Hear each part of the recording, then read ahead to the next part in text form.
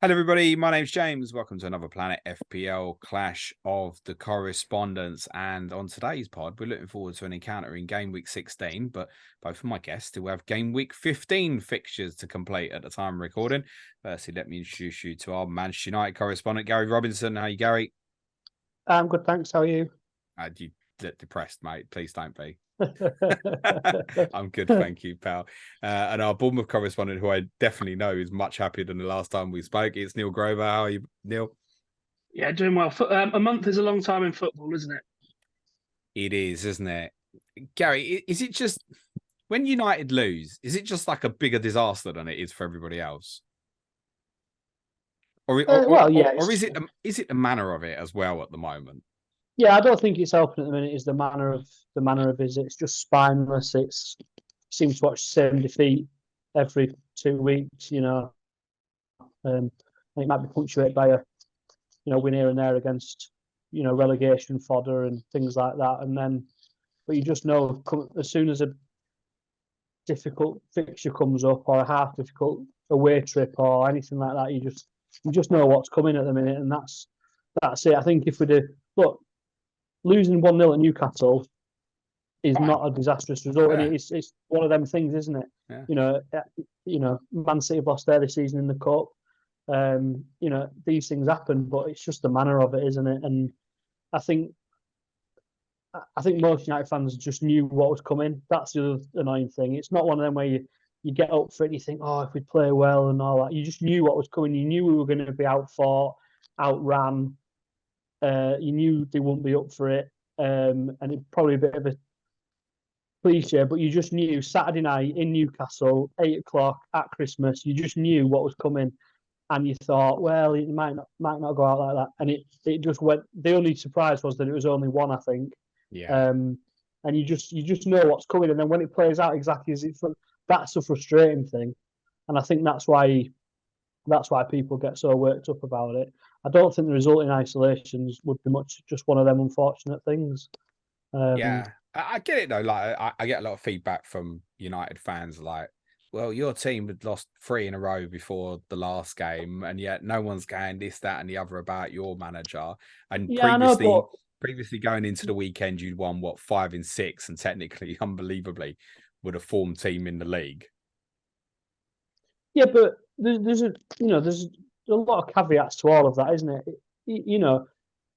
Tottenham losing 3 games in a row versus Man United losing 3 games in a row. It's just not as big a story, is it? So that's the reason. Plus, Postecoglou has had a massive impact on that team. And obviously the Chelsea game was a bit of a one-off, wasn't it? Down to 9 men and, became a bit chaotic towards the end. But the other games, I mean, the Wolves game, he didn't play that well, but no, we were it bad. was one. But it was 1-0 with a minute to go, and then the Aston Villa game. Another day, you win that 3-2, don't you? So that's the reason why it's not a story, because you know that it's not an it's not an example of what's coming next. That they were just unlucky defeats or stupid defeats or one-off mad defeats. That's not the case in United defeats. You know what's coming, and it happens exactly as you think it's going to come. And no doubt, we might beat Chelsea this midweek. We might beat Bournemouth on Saturday, but you know that next week, you know what's coming. We're going to be dreadful against Bayern Munich. We're going to get absolutely slaughtered at Anfield. You can already see that Anfield game coming. You know what's going to happen, and then over Christmas it'll be the same. We'll beat Villa on Boxing Day or something, and then we'll get slaughtered at West Ham or something like that. You can just tell what's coming, and that's why it's different to Tottenham, because Tottenham look like they're on an upwards trajectory, even if they get beat 4-1 by Chelsea. United don't look like that. I'm going to bring Neil in. Neil, did you watch the game Saturday night? No, I didn't. Unfortunately, I've seen like bits and highlights, but nothing. I didn't watch the whole game of it. But look at you again. It doesn't. I must say, it doesn't surprise me. Just on how particularly how Newcastle are. I mean, I always choose to be like try and be positive about these games as much as it's easy to be negative sometimes. And Lord knows I know that bit, but sometimes I mean. Newcastle are a good side, like you said, right? In isolation, there's no shame in that. Yeah, no, I mean, Arsenal lost their 1-0 a few weeks ago, right? But it did feel Arsenal losing there felt very different to how you lost there. And actually, to go back to a narrative of my team a little bit, like my team went there in April and put on the most embarrassing performance, right? And I think we got pretty battered for it on that occasion because that was spineless and bad.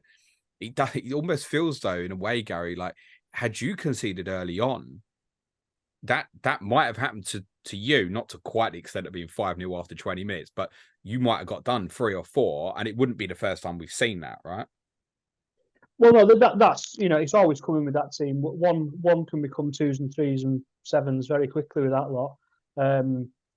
Even this season, we've been appalling this season defensively. Really, our Champions League goals that we conceded have been, what is it? Is it 12 in 5 we've conceded in the Champions League, something like that.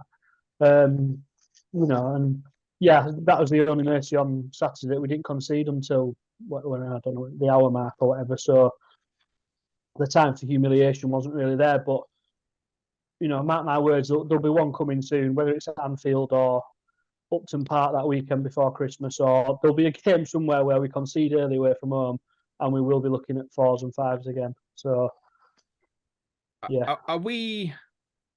Is this recoverable for the manager? And I know, everything always says straight away. Everyone always says, "Oh, the problem's upstairs." And I know there's a problem upstairs. Everyone's aware of it. But for the manager himself, is this recoverable? No, I think he's done, isn't he? I just, whether that's right or wrong, but we've seen this a million times. He's banning all the journalists today. The players are all briefing against him. Like I say, we're 1 week away from probably going out of Champions League and then losing Anfield in the same week. We've seen all this before, so no, I think he's done. Who's the biggest problem at the club at the moment? Is it the ownership not being done? Is it the manager of the football team, or is it the players? Probably. I don't know where you start. Probably all three, isn't it? I don't know how you. But the owners. We know what problem with the owners is. So we've done a million pods on that. There's no point going over that again. But at some point, Ten Hag's got to either stand up to them or ask for what he wants or ask for what he needs. And look, is the owner's attitude, is that having much of an impact on how Ten Hag runs that team? It's not the owner's fault that he fell out with Sancho, is it? It's not the owner, and that, which seems to have lost him in the dressing room, if you believe some of the reports. It's not the owner's fault that the players seem to have packed it in. So I think they're three separate conversations, aren't they? I'll never defend the Glazers on it ever, but they're not to blame for every dressing room interaction and tactical decision and all the rest of it, are they? They're to blame for a lot of it and the infrastructure. I know that he's a good football manager. I'm absolutely certain of it because I saw his Ajax team play, mate, and they played very, very different to how this Manchester United played. There was the famous quote a few weeks ago, wasn't it? Like, we can't play like Ajax. Yeah. What was you appointed for? That was a really strange comment.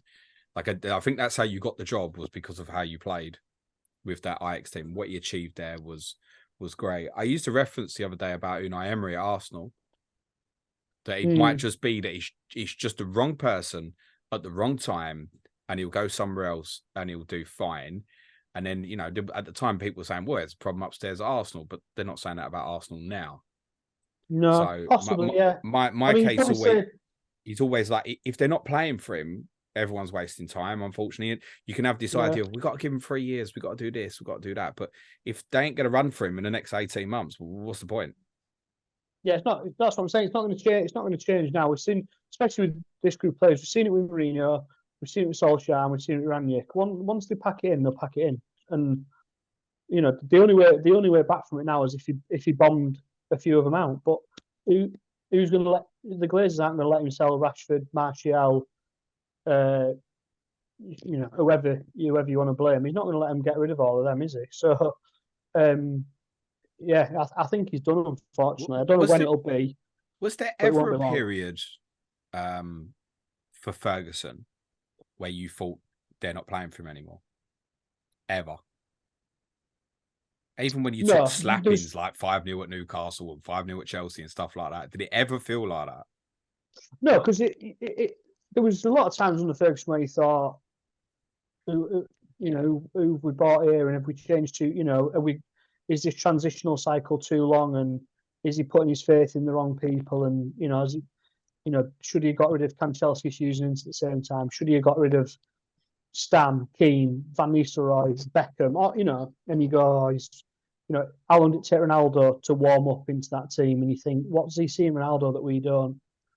There's always things like that about, as he judged this about a player, but the actual 11 on the pitch, you never once thought, they've packed it in on him, or they don't trust him, or they're not going to get there. They always did the basics, didn't they? Even if you thought we might be short in one or two areas, or he's put his faith in Laurent Blanc and got rid of Stam, and he's put his faith in Ferdinand and things like that. But there was never a period where you thought this group don't fancy him.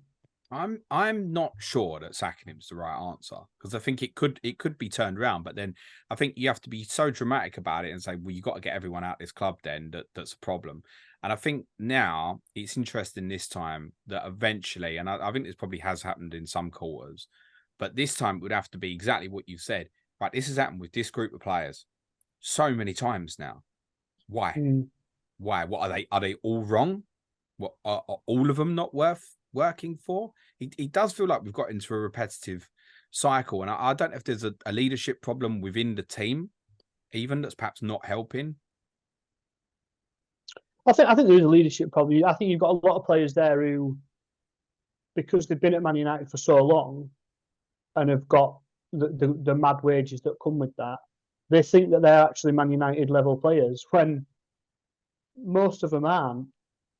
But I think there's such self-delusion amongst a lot of them, but nearly all of them, really, that they think they belong there, when really in any other era or any other supposedly elite club, they would have been binned off long ago. But it doesn't happen at Man United. They stay on. A new manager comes in. Oh, I can get a tune out of Maguire. I can get a tune out of McTominay. I can get a tune out of Martial. I can get a tune out of Phil Jones, De Gea. The list is endless. But they've proven for 4 different managers, 4 different skill sets, 4 different philosophies of playing the game. Solskjaer was too soft. Rangnick was too hard. Mourinho was chaos towards the end. Different people, different. They've packed in for all of them. It's not like you'd go, oh, when it was under a softer manager, it was good. When it was under a harder manager, it was bad. They've packed in for all of them. So, yeah, I think that's part of the argument where people say, "What's the point of appointing another manager?" I do get it, because you go, well, but we've said that about every football club for the last 20 years. But that's what's going to happen. They're not going to sell Rashford, Maguire, McTominay, Højlund. They're not going to sell all of them. They'll get somebody else in and hope that they can fix it, and then we'll be having this conversation in 18 months. Neil, how do you see that ending? I think you're right. I think it'll go. One thing that I like thinking back, because obviously I grew up during that monstrous Ferguson era, as we all did. He always seemed to know when to sell a player. Like when it was time to, like, if you think back to Beckham and Ronaldo, I know there was other things there and big bids and all of that, but he always knew to just keep that churn going so that a player, I guess, never felt too big. Which is just an observation thinking back, which I don't see that United have done recently. Which maybe that's part of it. Yeah, because this is it. Because now you end up where you need to get rid of 6-7 of them. Yeah, and you can. But it's the same 6-7 that probably Solskjaer needed to get rid of. Yep. Whereas Ferguson would get rid of 1 a season. Yeah, and sometimes you go, I think we've let Stam go too early then. But by the time you'd got Blanc and Ferdinand in, it was like, well, yeah, we maybe did get rid of Stam too early, but it doesn't really matter now because because he would bring in 2 players. Yeah, part of the problem as well. You look at the team that played at Newcastle at the weekend, and other than the 2 young boys, Kobe Mino and Garnacho, that's basically a team that played under Mourinho, isn't it? Well, certainly under Solskjaer at least. Yeah, I mean, obviously a new keeper as well, who was Yes, handpicked Onana, by Ten Hag. But yeah, it was a Solskjaer team, wasn't it? Really. So who's to and blame looks for like that? one. Is that his decisions of his own transfer? And I realise Højlund probably wasn't 100% fit and he still needs to integrate, to be fair. But the likes of Anthony, Onana. Now, what's happened with Varane, mate? What is that all about? Absolutely baffling. I'd love to know what's happened there, because he decided he didn't want to pick him for the derby, and they've had a falling out, and I don't think he started a game since. But he's still on the bench like every week, so it's not like he's completely jettisoned. Or this is what I mean. Because the first few weeks, it must be an injury or something, but he's clearly not. He clearly thinks that we're a better team with Maguire and Lindelof and Johnny Evans in the team, which is just, I mean, that by itself should be a sackable offence, to think that any of them are better than Varane.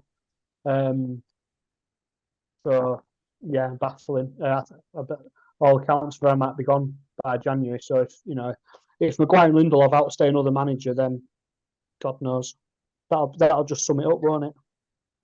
Could it come back to that leadership piece though? Because like you said, I mean, who are the leaders in that dressing room? I mean, Maguire obviously has done and been captain before. So is he looking at, okay, who are my leaders? And I need someone on the pitch that's going to stand up.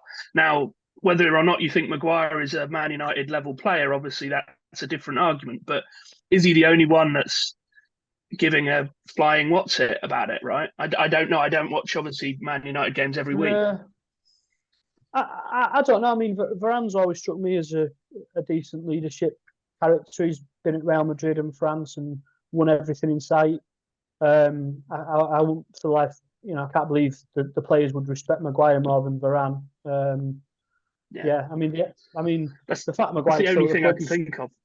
I mean, you might be right, but I can't believe it's true. We wanted Trot Maguire in the summer, and the fact he's still there is an embarrassment, really. So I think one of the things to go back, interestingly, we could mention Ferguson a couple of times, but when you think of that leaders in the Manchester United team in that era, and I just kind of think running through my head inside like the central midfield area, how it ran from like Robson into overlap into Ince, overlap into Keane, overlap into Scholes, overlap into Carrick.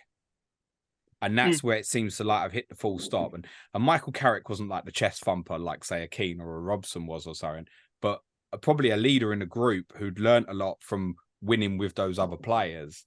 And those once the Carricks and stuff started, it's just never recovered in terms of replacing that. I mean, would it matter who was captain for Manchester? I know people say all the time, oh, Bruno shouldn't be captain. I don't particularly see what difference that does or doesn't make, to be honest. No, I don't know if captaincy is as much of a thing in football as it was 20 years ago. It's not. Football and society is not like that anymore, is it? So the idea that you need a Keane or a John Terry or whoever it doesn't seem to work like that anymore. That's what I'm saying. Carrick wasn't that type, but you knew he was a leader on a pitch. Because he always that was the thing. Carrick would always have the ball off you, wouldn't he? He'd always have that ball off you, and he'd always try and use it best he could. McTominay is not capable of that, Mainu might become that in the years to come, but yeah, at the minute there's no one in that midfield who can do it. And the captain should act as the sort of gap between the manager and the players, right? That's kind of how I see that role. Yeah. And if you've got a gap there and you've got a manager that's fairly rudderless at the moment, bringing in someone that is a Erik Ten Hag person in the middle, even if he's not maybe the right player, but the captain or a leader, maybe that would be the answer. But I don't know. Again, don't watch them enough, unfortunately. Neil, I heard someone link Andoni Iraola with the Manchester United job the other day. Again, going back, what a difference a month makes in football, right? I mean, last time we were on here, it was if he loses, he's going to be the first to be sacked. And now that, I mean, I I think we're a way off that. No, but that Burnley game might get remembered over the next couple of years as like your own Mark Robbins 1990 moment, in the sense that it's like if he'd lost that, we was all looking at going, I don't know if there's a recovery here, because we kept saying, wait for these good fixtures, then judge them. The good fixtures come round and shit started getting worse originally. But now it does look like a vibrant, different team. I think it was very much showcased by, well, actually all of the last three games, basically. Yeah, I think we look back on that moment of VAR. Now, I know it took a long time, but that Rodriguez VAR decision, that could be the moment that we look back on in 5 years and go, bloody hell, if that had gone the other way, how different would the world be right now for us? But yeah, I mean, since then, and we saw it in that game, and actually, to be honest, we saw it in little bits before Arsenal knocked the stuffing out of us. But I think really since Burnley, we have seen Andoni ball or Iraola ball, whatever you want to call it, and what he's trying to do. I think a lot of the players, I think Semenyo came out after Sunday and said, we're getting it now. Like, we understand what he wants from us. And actually, it works both ways, right? He understands, I think, the players, what the players are capable of, who is his options and where. I know last time we were on here, I couldn't come on and say the front three behind Solanke is X, Y, and Z because we didn't know, and I don't think Iraola knew what that was either. Whereas now we've got a little bit of stability. We know what that looks like, subject to injuries and all of that. And we know what the middle of the park looks like as well, which, again, we didn't necessarily know before. So I feel like we're a lot more settled, playing the way he wants to play. And actually, it's really good fun to watch as well when it gets going. The Villa game, despite obviously us, not getting the right result in the end, from our point of view, that was a really good game of football. Like, I was in the Slack channel at the time being like, if you're at a loose end, get this one on because it's a cracker. They were saving themselves for the drama at the Etihad afterwards, Neil. But yeah, I get the picture, mate. It's interesting those final. Do you feel safe? No, but I think we're working towards it, and I think we will need a lot less points than we ever will do any other year. And I think I can't remember which club you were referring to when you said this on the main pod about this is a good year to be in a transition. With no disrespect. Forest was talking about. That was it. So it feels like this is the perfect year for us to go and change the direction of the football club, because of the level that the bottom of the Premier League is at, and obviously with points deductions and all of that. And I'm sure they will pick things up, but it feels like even if it's 3 or 4 points less than the normal line, it feels like it's going to be a lower line. So you can afford to have that little bubble that we had, and now hopefully pulling away from as well. And it's some good fixtures coming up as well, isn't there? Yeah. I think if you look at between now and Christmas, we're not going to be a million miles away from sort of 20 points. I would hope. By sort of the time when we come to your gaff, which I think is New Year's Day, isn't it? New Year's Day, New Year's Eve? New Year's Eve for crack, mate, yeah. Yeah, so I think we could, I think we'll be around about high teens, low 20s, which would be fantastic. I mean, that's 2/3 of the job done. I mean, quite obviously, I actually referenced this for Forest last week as well. If you're hitting 1 point per game this year, that's going to be enough, isn't it? Yeah. So, and I guess you probably feel like you started on a massive handicap. Because of the points you picked up in the first sort of 8-9 game weeks, and then obviously the fixtures you had in there were so rough as well. I mean, I know you laughed your tits off when you saw your fixture schedule. We always said when it eases up, let's see. But then, your last 2 home games, Newcastle and Villa, are not easy on paper. And I know Newcastle obviously went into the game missing a key player in Gimenez and have a lot of problems, but you were good. And it looked like you were good against Villa as well. And in between, went and okay, Sheffield United, whatever, but you still got to go there and do it. And I tipped you to get beat. I'd laugh at that now. Sorry, mate. No, and frankly, I mean, certainly because I was at the Sheffield United game, and it wouldn't have flattered us if it had been 5 or 6. Honestly, Foderingham hasn't had the best season, but he really did keep them alive in that game. There was a couple that he made, and actually. Emi Martinez again. I mean, obviously, in the conversation for best shot stopper in the world, get best keeper. He's in the conversation if he's not the top one, right? and he made some fantastic saves on Solanke, who could have had a hat trick on another day. Has Lee Jackson been in your DMs? Did he ask you to say that or anything? No, but I'm thinking back to the conversation, that fateful one we had before, where he was he was teeing him up for a move to your lot. Yeah, I'm all right. I'm all right with my keeper now. Are you all right with yours, by the way, Gary? No. What is he? I don't know. There's definitely a good goalkeeper in there somewhere. It's got to be.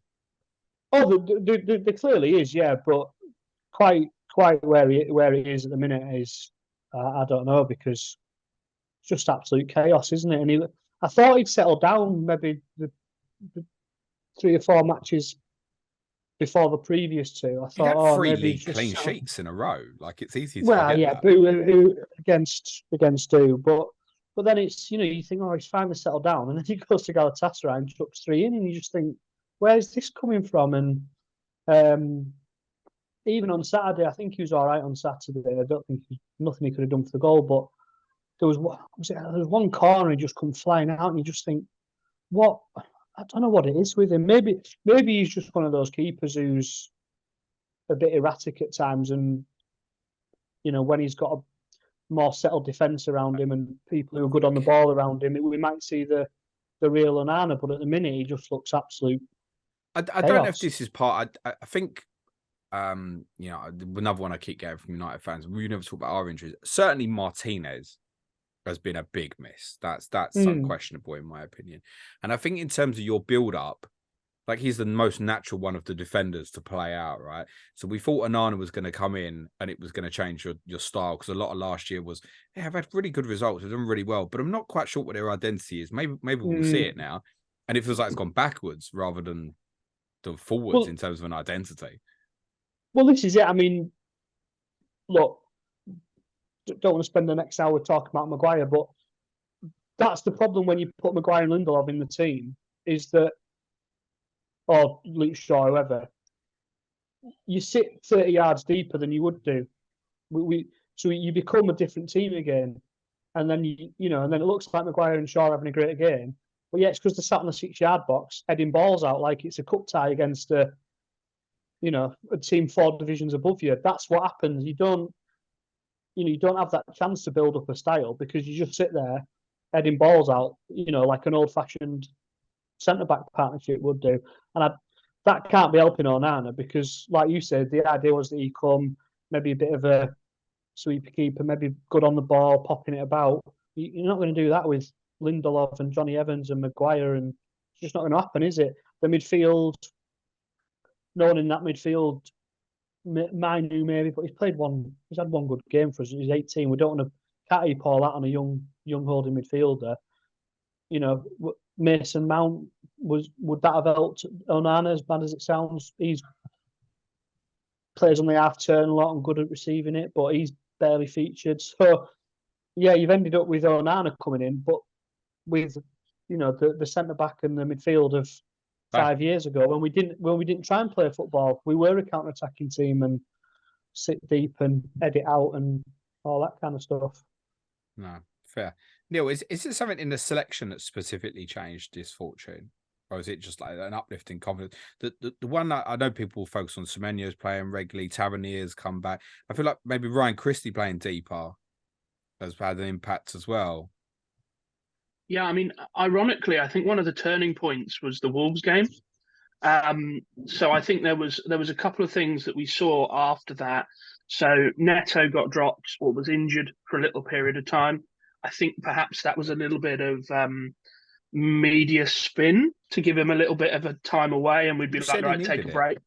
Which, yeah, exactly. And he did that, and he had, I think it was 2 or 3 games off. Now has come back and actually played fairly well. Certainly better than it was. That he seems like he's not making any howlers, touching wood there. I think the Cook red card as well as the Alex Scott injury, forced Christie to play deeper. And actually, since then, he's been really controlling the play. He's been trying to concentrate on what he's good at. which is getting the ball into the front three. That his skill is as that playmaker, the guy getting the assists. What he was trying to do too much of, sort of being a bit more forward, is he was trying to be the goal scorer himself. And bless him, he can't hit a barn door. He just hasn't got that shot on him. Whereas he's very good at making the pass to the guy that can have the shot, or playing a killer ball. So he's doing that a lot more. He's very good at just being a pest as well, and running and doing all of that hard work that perhaps we lost a little bit with Jefferson Lerma going. He's not the same player at all by any means, but he's given us that little bit of nibble, and it's allowed Cook as well to now he's come back in to also be a little bit more of the defensive midfielder that we kind of felt we've been missing. And I think I mentioned that last time.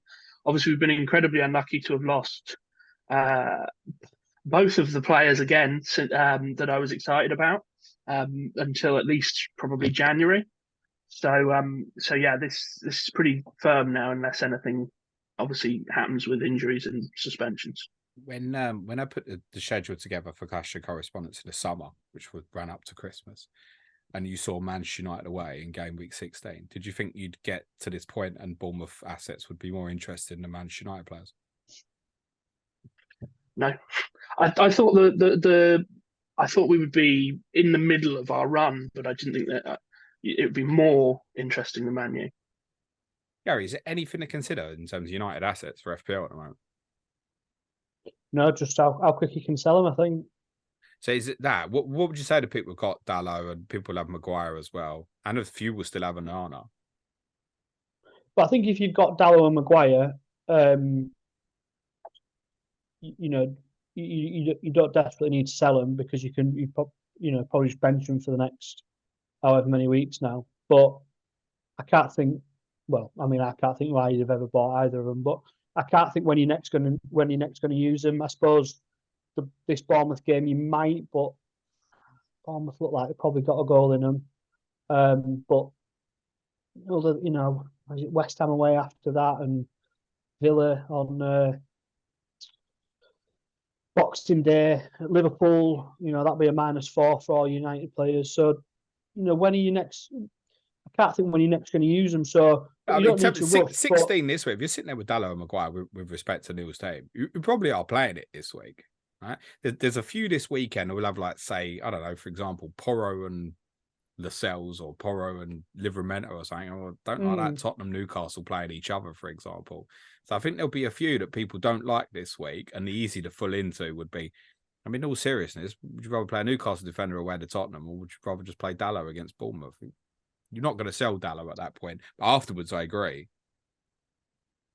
No, I get that. Yeah, that's what I'm saying. I wouldn't, if you've got them and you come this far with them, you probably had your, few clean sheets out of the Luton game and some of the other games, some of the Everton game and things like that. But like I say, so you may be playing against Bournemouth. I don't think we'll keep a clean sheet.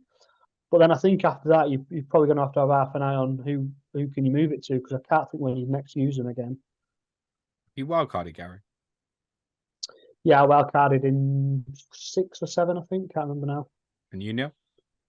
Yes, about the same sort of time, I think. For those who haven't, again, it's game week 19 wildcard. You look at Bournemouth's 2 fixtures before, Luton at home and then Nottingham Forest away in the blank. That's why the interest is there. And actually, even running through a bit further, Fulham at home 19 is nice as well. Then there's Tottenham away, Liverpool at home. It gets tougher. But as a 3-game spin and run, that's good. I'm going to guess, Neil, for a bit of quick fire on this, if people wanted a defensive one, CotC? That would be my pick, yeah. With the Kelly injury. Kelly's out till January now, I suspect. Aaron's is about the same. Aaron's, I should say, is about the same. So he would be the main one. There's Zabani maybe, but no, CotC is who I would go with. I've had some interest in Smith as well. I would go CotC just because he gets forward a little bit more, but Smith is going to be nailed as well now, at least until January. So it's pick your poison there. They're both 4.4. Is Solanke worth the extra over Semenyo? I'm going to say yes, purely because he is still the focal point. So, okay, on Saturday or Sunday it wasn't shown, but Semenyo had one really good chance that he put away, whereas Solanke could have, as I said, had a hat trick on another day if Emmy wasn't quite so hot on those just instinct saves. So I think he still is that main one. The other thing, and it's not applicable to people that are obviously wildcarding in 19, but Semenyo is going to AFCON. It's just worth mentioning for people looking a bit further ahead. Yeah, fair. How many others you got going to AFCON? I mean, we actually really do need to start thinking that a bit more, don't we? So Dango Atara and Traore, I think, are the only ones, and we haven't got anyone that would go to the Asian one. On Traore, was that an obligation to buy, by the way? Yeah, because we ain't seen him at all, right? He's been a bit injured, from what I gather as well. But yeah, I mean, there's a lot of, why on earth did we do this? He actually has looked quite good, I think, in little spurts. But maybe the injury has taken him a little bit longer to integrate into what the current system is.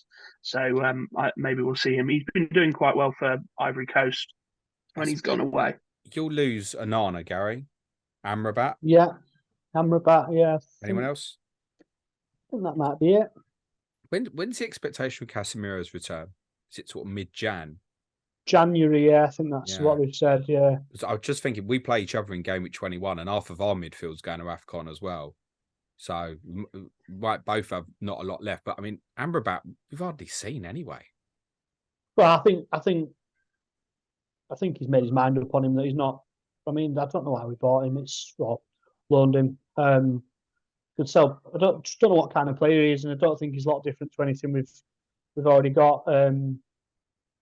He just looks similar to McTominay to me. Just neither out in the summer. I know you love McSauce, Gary.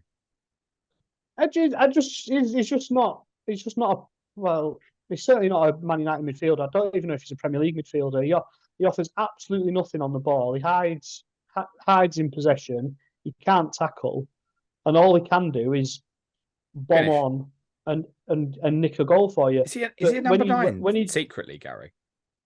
I don't know what he is, but he's not a midfielder. But the thing is, you wedge him in the team, but you put him, he ends up doing that role. So then it means you've got to play Fernandes in a deeper role. So he's our most creative player and a liability on the ball in terms of, and people go, I've got no control. Well, yeah. Yeah, they're using him as a shadow. He protects. He protects better, so he plays deeper next to Mino. This is like what happened to Newcastle when it happens in most of your games. He goes in deeper, but then when you get the ball, he disappears into a 10 position, and Bruno drops short. So it's restricted Bruno Fernandes in terms of his output a little bit as well, I think. Neil, Semenyo, is he better on the left or the right? Was it not matter? Because he's been switching so much. So him and Tavernier switch a lot, which I think has been just crazy for the you can see the sort of defenders going, crap, who have I got now? He's recently he's done better when he's on the left, but I think he's more natural cutting in from that side. But we've seen him do both, to be honest, where he likes to sort of cut in and really run at the defence and have a shot from sort of, I guess, 16 yards out, and it goes in the bottom corner. That's off the right when he's doing that, right? Yeah. But he's done it with both. But yeah, I think I prefer him, I guess, on the right because I think Tavernier is better on the left. But they do switch. Have you considered free hitting in 18? It's not something I need to do. Not even know that was a thing. And this is aimed at Neil because I know Gary's answer would be no one away to West Ham. Do you think, Neil, if you were, that you would go Bournemouth assets on a free hit in game week 18? I think it would be worth a go. Forest away. With respect to them, I don't feel like the City ground is the fortress that it has been recently. And we got a result there last year. And so why not? We'll certainly be aggressive when we're there. So there's going to be goals in us. So I think it wouldn't be mad if you're not on a Semenyo, particularly if that might allow you to go and be a bit more aggressive elsewhere with some of the other assets. I say you're just shy of a Son or something like that. I think free obviously hitters though, Neil, like money's not going to be a problem. You go Salah, Son, and there's nothing else to spend basically on the free hit. So of course not Haaland, I'm interested to know who would be your free. I know you probably wouldn't go free, but if I said to you, right, pick 3 Bournemouth players away to Forest, what 3 do you go? Semenyo, Solanke, and either Tavernier or Cliver, depending on exactly what else. If money's no option, I'd go Tavernier, but Cliver at 0.8 cheaper is a good option as well. Now he's had his first goal. Clive at 4.6 is really interesting, I think, for those thinking longer term as like an 8th attacker. I've mentioned him a few times recently, but I think people may just want to dive in really short, actually looking at, right, I want to go game week 17, Luton at home, Forest away, I'm wild carding. Money, no object, Tavernier or Clive. Tavernier, he's more of a goal threat. Yeah, agreed. I take it, Gary, on a free hitting 18, it would be no Manchester United, would it? Or do you throw something like Bruno Fernandes in because it's affordable? That's the West Ham away, isn't it, on the dinner time? Yeah. No, I haven't looked at a free at 18, so I don't know. But obviously, you probably want three Villa that week. Spurs have got a good Spurs Everton that week. Villa, Tottenham, Newcastle will be the really popular free. Yeah. Liverpool play. Is that Newcastle? Is that Newcastle Luton? Is it Newcastle at Luton, Villa at home, Sheffield United, Tottenham home. Yeah, so I think. So you can maybe put Fernandes in, but by the time you've got yourself Son, Isak, Watkins, Salah, I wouldn't have thought Fernandes away at West Ham would appeal. I mean, maybe if money's no option, maybe that's an obvious one. As I don't know if Fernandes might be a bit much for your first bench, but if you got on a free hit, you never want to. You don't want a cheap bench, do you? You want to know that you've got bench coverage if it goes wrong. So. Maybe something like that. But that West Ham dinner time week before Christmas, that's got all the hallmarks of what we've just seen away at Newcastle. It'll just be another one of them, nothing performance, and yeah. So I don't think you've got any United. Marcus Rashford. I don't know if he'll be in the team by then. Well, I've predicted him not to start against Chelsea. Yeah, I wouldn't be surprised. I mean, look, it might just be a short, sharp shock and hope that it sparks him into life. But, yeah, I think, he got 2 league goals this season. One of them was a pen. I don't think you'd need to see a lot between now and then to get Rashford. He's obviously the one that's been highlighted the most at the weekend in terms of throwing in the towel, if you will. He's almost like the last person you want to throw that accusation at. That's how it feels to me. Like, I don't want to slander him in any way.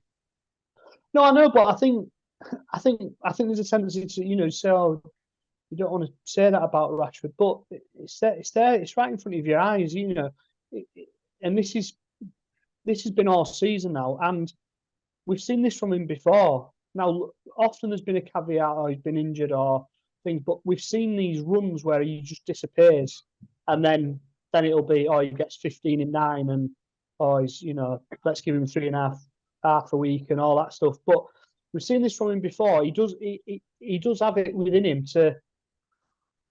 I don't know if he's down tools. I don't know what it is, but something's not right with him. And if it was, people are quick to criticise Martial. He's been our backup striker this season. Højlund, no one's mentioned Højlund. He's yet to score a goal yet. So, just because it's Rashford and people like him, and rightly so, he's done a lot of things out of football that are admirable, but and on the pitch, exempt him, and on the pitch, yeah. But it doesn't exempt him from if he performs like he did on this whole season. Really, was that your read on it that he just threw in the towel? I don't know. I don't know what it is. Whether he doesn't like playing on the right wing, whether there's stuff going on with the team.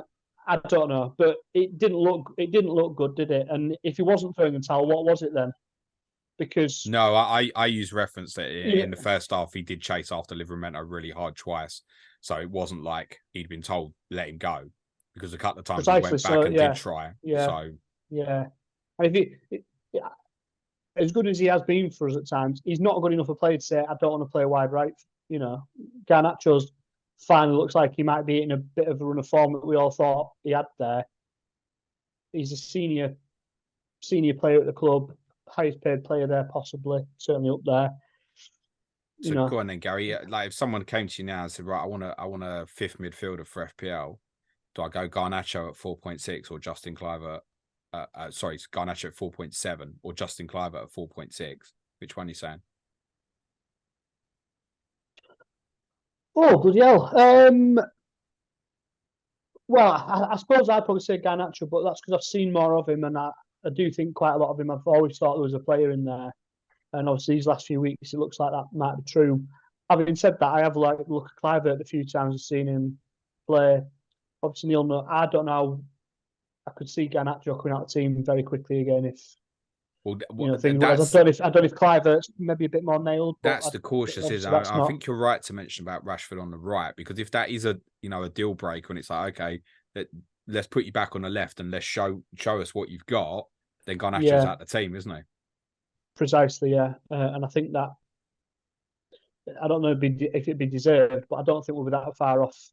Because that'd be an obvious way to placate Rashford, isn't it? To say, well, I'll tell you what, then, you come back and play wide left, but I don't think he deserves that kind of treatment given how. I'd agree with that. Like for me, Garnacho plays against Chelsea and Rashford doesn't. Though is the right solution, I think. Yeah. Neil, Kluivert stay in or not? Yes. And Semenyo, because I think people are worried with the X-Mins, because at the start of the season it looked like it. Then he came out for a bit. Now he's obviously back in.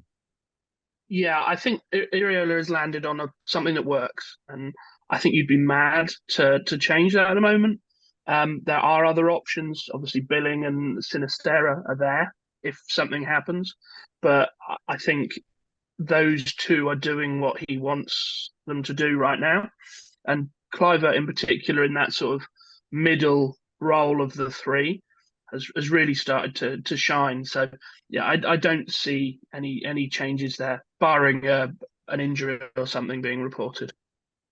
Yeah, Semenyo looks like the one, I think, at that value if people are going the two up front strategy. And of course, you can do it and rotate it with a Kluivert or a Garnacho, and it allows you to more power in elsewhere, I guess. Yeah. Yeah. And Solanke's such a consistent horse, isn't he? Yeah, I mean, he's only one goal behind Watkins. Yeah, that's interesting. I mean, Watkins got a lot more assists, I want to say, maybe. I don't think it's that many more, but yeah, I mean, and obviously that's without penalties as well. To be fair, neither's Watkins. Yeah, I mean, you managed, Neil, to get penalties into this, right? I can't believe it, honestly. You started a conversation. So Mark Robbins was Alex Ferguson's saviour like 33 years ago.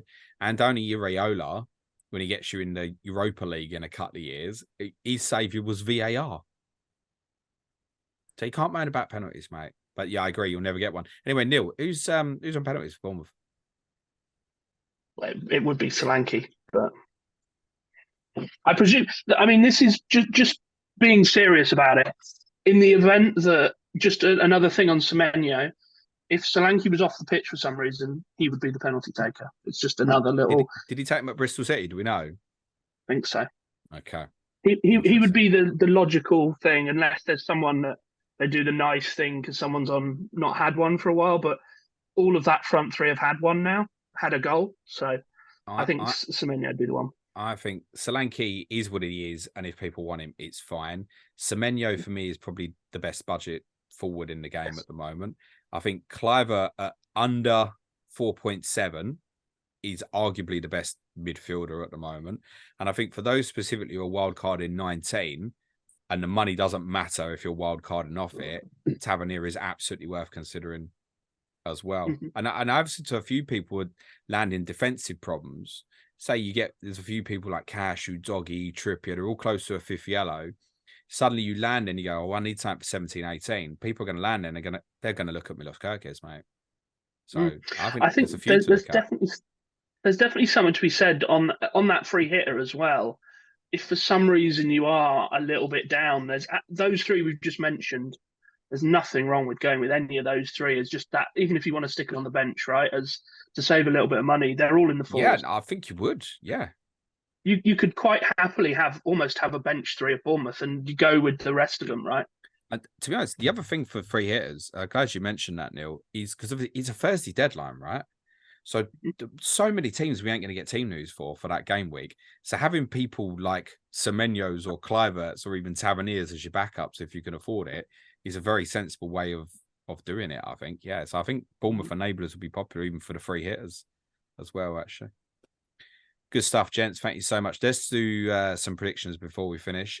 Gary, Chelsea at home. God, depends which Chelsea show up as well, doesn't it? I think we'll get beat 2-1. Neil, Palace away? I think they will struggle due to some of the injuries they've got. So I'm going to say 2-1 to us. Nice. But I'm not overly confident. And Bournemouth at home, Gary? God. I mean, it could be one of them where we just scrape a horrible little win, but I just think Bournemouth have got goals in them at the minute. I'll say 2 apiece. Oh, my God. Neil? I think this is one of those games that we talked about at the start of the season where we talked about Iraola getting scalps. And I think this is going to be a big statement game for him. So I'm going to say 2-1 again. But I think it's a statement game to us, yeah. I admire the confidence, and I don't think it's unreasonable either. I said on Monday's pod that I thought it was very conceivable that you would get something at Old Trafford. But I will remind you, Gary, that these are the games that you win. Well, yeah, in the main, but these are also the games where a team who comes with a bit of ambition and looks to score a goal can do some damage, like a Brighton did at Old Trafford. So yeah, these are the games that we win, but we've won a lot of those against teams who have been, shot shy and a bit tame, shall we say? And I don't know if Bournemouth are going to be in that kind of mode. I think Bournemouth, especially if they get a good result against Palace this midweek, they might, they're on a good run of form. They might think it's a bit of a free hit for us, especially with those other good fixtures you've mentioned. The other side of it, they might think a bit of a free hit. We're on good form. We're scoring goals. It can quite easily be a nasty one for us. I'm very confident that they'll give you problems while the game is close. If you go a couple up, that situation might change. But while the game's close, they'll give you 1 or 2 headaches, I think. I mean, I've got both midweek games as 1-1, and I think because of your record in these fixtures, Gary, I'll give you the edge, probably like 2-1 to be honest. But yeah, I think it'd be close. The other thing to say is, Gary, I mean, if that is the circumstance where you lose to Chelsea and then lose at home to Bournemouth, which game will be Ten Hag's last? Because he ain't going to go much beyond that, is it? If that does happen. I think unless we get absolutely humiliated one of these, I don't think that'll play much of an impact. I think next week's the big one. If we go out of the Champions League, which we probably will, and then go to Anfield and get beat, and I think that team's shown we've got it within us to get beat pretty nastily. I think that might be the week. I don't think this week will, because I think realistically we're probably not going to lose 2 home games in 4 days, are we? But no. But even let's just say we stumbled to 2 draws or 1 win, 1 loss, whatever. I don't think that'll impact it. But going out of that Champions League group, which looks easy on paper, and then another dreadful result at Anfield, I think that might be the final nail. This is how it is for United. And I do have a little bit of sympathy with this from the media perspective. You could play well on Wednesday night, beat Chelsea, but if you lose to Bournemouth on Saturday, it's like it never happened. Well, this is it. This is what's happened all season, and this is what we might win both these next 2 home games by a goal, and it'll be, oh, Maguire's back, Onana's back, Højlund's back. But you just know that round the corner, Harry Kane will come to Old Trafford and get 4.